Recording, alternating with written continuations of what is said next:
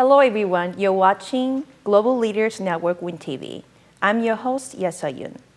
There are many leaders globally in areas such as government, business, non-for-profit organization, our industry, education, hospital, so on.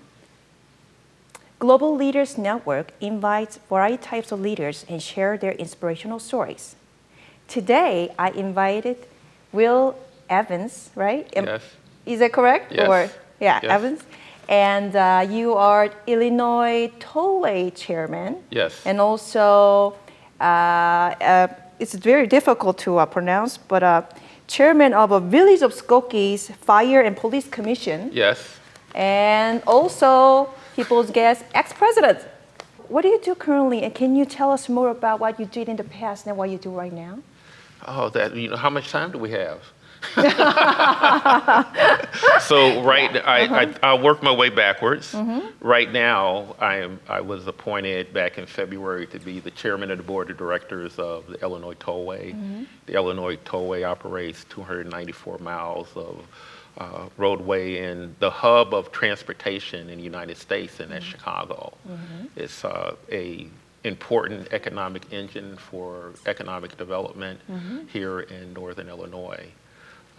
I also, as you mentioned, I live in Skokie for the last almost 35 years, and I chair the Fire and Police Commission in the village of Skokie. I'm also chair of Chicago Commons. It's a 125-year-old social service agency in the city of Chicago. I've been on the board about 25 years. It's one of my passions, something that's really close to my heart.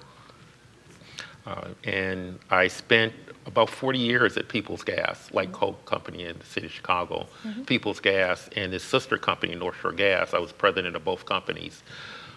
It serves about 1 million customers in Northeast Illinois, and I spent pretty much my entire adult life. I started as a summer engineering intern many years ago and retired as president. So 40-year career. It's been pretty much the only employer that I had for most of my life.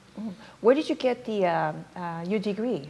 My degree, I went to Northwestern University. I got a Bachelor's of Science in Electrical Engineering, and while I was working, I went to school at night and got my MBA from the Kellogg Graduate School of Management. Wow, fantastic. You're doing so great. But I have another question to you. So you say you are Illinois Tollway chairman. Yes. Who appointed that position, and also what do you do exactly? The governor appointed me earlier this year, and I chair the board of directors. So our meetings are once a month. They're open to the public. They're webcasts. If anybody wants to review them. And the tollway is constantly under construction. Some people might say, but we are. The tollway is, parts of the tollway, the two oldest parts, I-88 and 294, are about 50 years old. And I learned more about the tollway.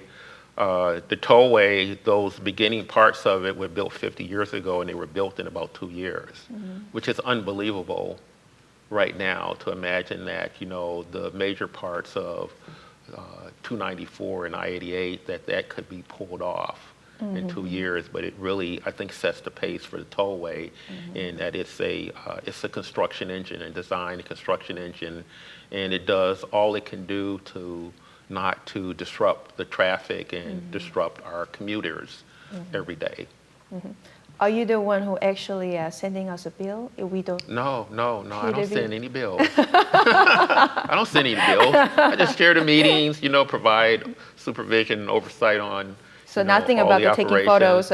Yeah, I don't do any of that. Okay. I ride the tollway, and I'm an iPass user just like everyone else. And I would say, if you ride the tollway, get you an iPass. There's open road tolling, and it makes it a lot easier on yourself to just go ahead and get an iPass, get your transponder. It's cheaper to have a transponder. You're paying a higher rate if you don't have one, so do yourself a favor and get a transponder. And another question, what do you do in Village of Skokie? You said you are chairman the Fire and Police Commission. Yeah. So the Fire and Police Commission hires all the police and firemen in the village and deal with most of their employment matters in terms of promotions and retirements. Wow. So the both departments are award-winning areas, and we spend a lot of time. There's 5 of us that are commissioners, and we meet every month, and it is always it's a lot of work. It's a lot of work. It's a lot of work. Yeah, it's a lot of work. I didn't know it was all this work, but it's a lot of work, and it's a call to service. It's very much like the Tollway. I've had when I told people about this, I told my best friend, it's like, what? Because I thought you were retired. Well, I retired from People's Gas. I didn't just retire and not, you go off and not do anything. I think sometimes people think that's what retirement is. You get to, make choices about what you want to do with your time, and you get to serve, and that's what I do in any activities that I do now. Whether it's the Tollway, it's work, but it's a passion. I think I can provide. I know I can provide a lot of value to the Tollway. But it's a call to service. I was called to serve, and I said, yes, sir, it's an honor. The same thing with the Village of Skokie Police. Originally, I was on the Human Relations Committee. As you are, people may not know, but we served together on the Human Relations Commission in the Village of Skokie. And it was a call to service to do that you're serving your community. Right. Being the chair of Chicago Commons, having spent 25 years there, we're serving some of the neediest communities and citizens of the city of Chicago and some of the outlying areas. It's a call to service. Right. Are you going to do the block party again this year? Of course. Oh. And as you probably know, our block won Block Party of the Year. I was there last year. We are already planning and have a date for this year.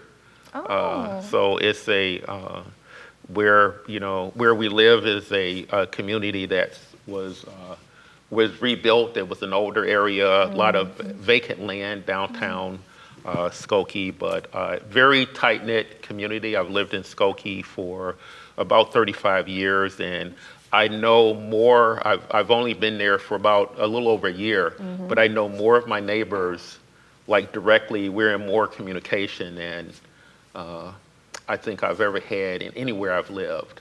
Wow. To have, we email each other, whatever's going on. So it's a great, I would say it's a great example for how to have a sense of community. Great. Another question I have. Your name is has a junior, Junior right? behind it, yes. So I assume there's a senior. Yes. Can you tell us about your family and your childhood? So I was named after my father. My father passed away many years ago. I mean, it's I'd have to really think how long, but I was still in my 20s when he passed away. But he's senior, I'm junior, and then I have a son that's number 3, that he's the third. I grew up in Chicago on the west side of Chicago, West Lawndale, I think is what they call it now. I could take the Roosevelt Road bus to high school, and I graduated very proudly. If anybody who talks to me, probably in the first 10, 20 minutes, and if you're from Chicago, typically somebody's going to ask you, if you're from Chicago, where did you go to high school? And I went to St. Ignatius College Prep, and my kids did also. They followed in my footsteps. And from there, I went on to Northwestern University and then to People's Gas. So it seems like a lot, but it's really quite simple. I've been here, I'm a Chicagoan. Wow. And I've been here my whole life. I went to college here and I worked here. The older I get, though, I'm not fond of the winters. I'm really not. I'm probably going to be a snowbird eventually. I have to figure out how to work that around the Tollway. This year has posed me a different challenge on how do I avoid some of the cold weather in the wintertime. But I love Chicago. This is home. What was your dream when you were young? Believe it or not, I wanted to be a doctor.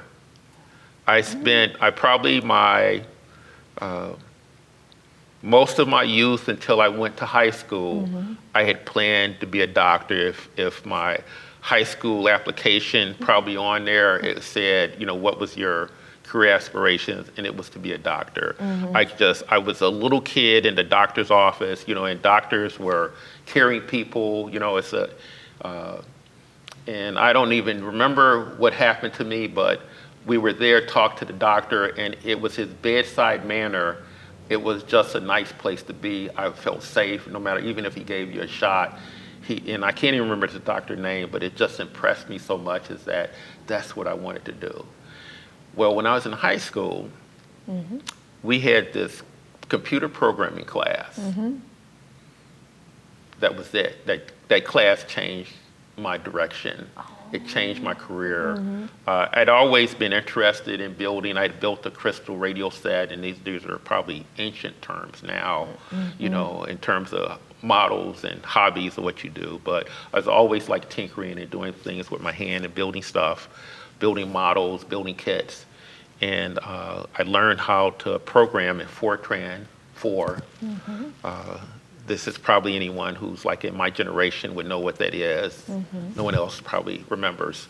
But I learned how to program in Fortran 4, and that was it. So my senior year, one of my closest friends, in fact, he texted me yesterday. We were chatting about careers, and I was like, I wanted to go into, they call it data processing at the time. It wasn't even computer programming. It was data processing. And he says, you don't want to program computers, you want to build computers. And that took me into, and I didn't know what an engineer was then. Here it is, I'm in high school, very great institution. I grew up in the inner city. I didn't know what engineers were. Right. And him talking, I said, yeah, this is me. This described me. When I read what an engineer does, engineers solve problems. This is who I am. And so the career in a lot of ways found me. I didn't find it. I feel like I was already in me, that I was born an engineer. And so that was it. I found my career found me, that I was born to be an electrical engineer. Wow, wonderful story. I have another question. Did you have any challenges or obstacles in crucial time when you were young? When I look back, I would say when I was young, I would have said yes.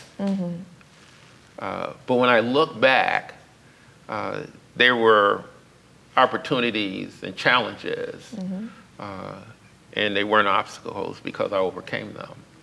How did you overcome? Right, it's education. So, I look back, that education was my key. It was my key out of the inner city. I had a great mother who I jokingly, say, and she's a little person, there's 7 of us. I have 3 brothers and 3 sisters. And I would say we've all done pretty well in life, coming from, very humble beginnings. And my mother was the hammer. I mean, she gave no quarter. She's very disciplined. And that discipline created success in her children, who statistically probably you would not have guessed could have exceeded or gone beyond their humble beginnings. But the education was one of the keys that I loved going to school. I loved, part of it was my escape, but I had this thirst to learn. I had this thirst to read everything that had words on it. I had to read and learn. And having knowledge is power. That you hear that phrase, knowledge is power. I wanted knowledge. I wanted to know things. And that's what helped me succeed. So obstacles were the things in my way. It was a challenge, running from gangs and being mugged and robbed, coming up. those are just, I don't hold them in me. That's not part of my speech. I don't think about it today in my life. Back then, was it hard? Was it difficult? But, they were just little blips in my path of life, little bumps in the road. They weren't mountains. They were just there, and I was able to just look past them. So in the course of my life and all that I've done, I look back in my youth, and it was there. I grew up in a very difficult neighborhood, but it's just a little blip in the story of my life. So education was the stepping stone. Yes. Okay, Yeah. for your success. Yeah. Okay. What is success to you then? Is that money, or is it I think my health. You can do a lot of things, and you can have money. You don't have your health. You can have nothing. And I think I had a friend of mine. We were chatting. He lives in Louisiana. I actually haven't seen him in years, but today we were talking a little earlier about social media.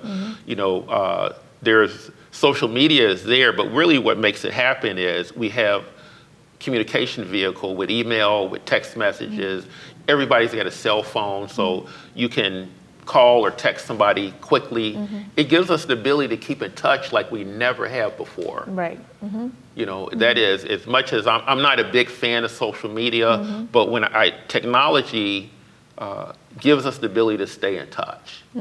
And my friend that's down in Louisiana, we went to college together, and we've been friends for a very long time and have kept in touch. And that platform has aided that. But we talked about a month ago, and as we get older, I think that's the right word, because I don't think I'm old. I'm just getting older and wiser. Is that you see people around you that were our friends, that were our age, they're passing away. We're at that age where the numbers are increasing. Not that it hadn't happened before, but it seems like the numbers are increasing, and it makes you reflect on life, on what's really important, what really is success, and it's having your health, having your family and friends. Those are the things I feel that makes me successful. That's the wealth in my life. You It's value not the money. most. That's what I value the most. Okay. Yes. Okay, I see. Yeah. Wow. You're so busy with the jobs you have right now, but what's your hobby? Golf. Golf. Golf. I love playing golf. I love it. Oh, where do you play? I play anywhere. Anywhere. I play anywhere. I'm trying to think. The last time I played at Glencoe Golf Club. I would call my home course. That's where I play quite a bit. They have a great, I shouldn't say this, but they have a great senior rate. If you're over 60 years old, you get a senior card and you play at reduced rates. And most of the time, again, because I'm retired, I can play during the week. It's my preference. And you can play about in 3 hours, which is pretty good. You can play a 3-hour round, 3.5 hour round very easily. So You have a group to play with? No. Actually, one of my, but another electrical engineer. He's 5 years older than I am, and I say that because I always want him to come along because he's older than me. I tell people, I said, I want you here because wherever we are, I always know there's somebody who's older than I am. So we play quite a bit because I can call him right now and say, hey, what are you doing tomorrow? And most of the time, we're probably going to get together and play. And we'll play at like 7 a.m., something like that, early in the morning. Wow. And then you're done in 3 hours. I mean, you're back home by 11, 12 o'clock, and you still got a bunch of the day, left. So I love playing golf. I could play. There's not too much golf. I don't know what that is. Okay. You play too much golf. Can I play too much golf? Nah. No, I can't. Where I go, I take my clubs and fly anywhere and play golf. I can do that. I see. Interesting. That's what you do when you have a spare time. When I can play as much golf as I want to, and practice too, but it's around golf. A lot of what I do is around golf. And then I try to work out every day. You know, I don't get to it sometime, but I try to work out every day. Wow. Another question I have, what makes a great leader? Being a great follower. It's been my long belief is that you must know how to follow the lead. How can you lead someone and you don't have that different perspective? And it's been kind of the foundation of me and the way I manage people. Treat people how you want to be treated is a good way to deal with people. If you feel that way, don't treat someone the way you don't like to be treated. You don't yell at. Do you want somebody to yell at you? No. So don't yell at people. Do you want? I attended this. I was in this program called Inroads early in my, during my college time, and one of our directors at the time was talking about leadership, and it's something I will never forget. It was an epiphany, and we're sitting in this conference room. He says he got up and he walked over. It's 2 doors in the room, and he closed one of the doors. He says, "Let's leave the room." He says, "What would you do? You're going to get up and you're going to go out." He closed this door. You're going to go out the door over there. He said, "Now, if I got up and told you, let's leave the room and go out of this door, how will you feel? You felt better the first way because you had a choice. I accomplished what I wanted to accomplish. I wanted you to go this way. But when I gave you a choice, it was a lot easier for you and you felt better." And it's something I've always remembered and tried to incorporate. And I think lastly is I would look at being a servant leader, where I try to help people, help you to accomplish something that it's more successful than being a dictator and just do this, do this, do this. That may work for kids, young children, but as you get older, people want to be self-directed. Correct. I was going to ask you another question, but you kind of answered some of it. But let's get into it more. What makes bad leader then? The characteristic of bad leaders. Is it dictatorship? That's so. It's difficult to answer that question because it takes different leaders types in different situations. So the characteristics I don't think are what makes a bad leader. It's what makes a bad person. If the person can be a really good leader, but it doesn't work for, like, everyone can't be in the Army. I probably couldn't. I don't think I could work in that. I don't think I could. I would enjoy that environment, and they're a great leader. These are the heroes of our society, are people who dedicate their lives to military service. They are, unsung heroes, each and every one of them. I just don't think that I would work well in that environment. It's nothing against the leaders, but that may be a bad leader for me, being in that environment. My surrogate dad is an Army veteran of Vietnam. He is a great person. He's pretty hard-nosed. He's a pretty hard-nosed guy. I have worked for him in my past. I don't think I would want to work in a military environment. Don't make him a bad leader though, but it may be a bad leader for me. So I would say if the person is a good person, is trying to fit the right leader. My leadership style doesn't work for everybody. I had an employee tell me saying, "You were fair, Mr. Evans, but you were mean. You were mean." Because I could, when you're trying to get some stuff done, sometimes it's, it's saluting time. Right, you have to finish. Right, you gotta. This is what we got to do, but it's not. I don't think what makes a bad leader is that bad people can make bad decisions. Bad people make bad leaders. What is your character? And that's how I judge people. What's the content of your character? What's your morals? What's your ethics? If all of those things are good, you're probably going to be a good leader. That doesn't mean that you match up with, the right people, that you have a right. It's like a basketball team.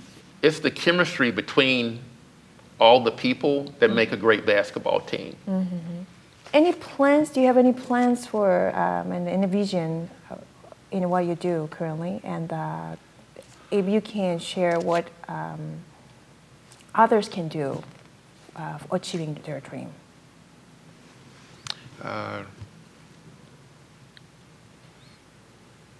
That's an interesting question. It depends on where you are in life. So I have to go to this meeting with some students on Friday at Northwestern. Another hat I wear, I'm president of Northwestern University's Black Alumni Association. And talking about mentoring. And I'm talking to the guy who's heading up this mentoring program for students, and we're trying to get alumni incorporated into the program. Is that you have different stages in your life in terms of what you feel is successful. I go back and I say my first 20 years, it was school. All my success was around school. Education. It was everything. That first 20 years, you get grades. Your measure was your grades. Your measure, when I got out of grade school, my measure was what high school I was going to go to. When I got out of high school or getting out, what was my measure? What college I was going to go to. Getting out of college, it was going to grad school and getting a job. Those are, you had a yardstick to measure what your success was about. I say the next 20 years, it was my career. It was what, I was accomplishing at work. And probably then the next 20 years was just, life. What am I accomplishing in life? What am I giving back? But when I reflect back, there's only one thing that's important, and it's my kids. All of those things, laid a foundation to help them, and I would say I probably shouldn't say this. They ever see it, they're gonna, they're gonna be, Dad, you're weird. That's what I'll get. I'll get something like that. But I truly, my success is measured by my children. That's the most important thing in the world. It's not my degrees. It's not being chair of, the Tollway or any other area. It's not how well I play golf. That's the most important thing in life, is them.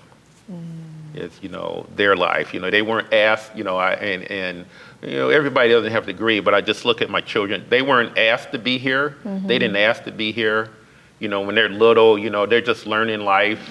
They have a long road to go, but their being successful is the most important thing to me.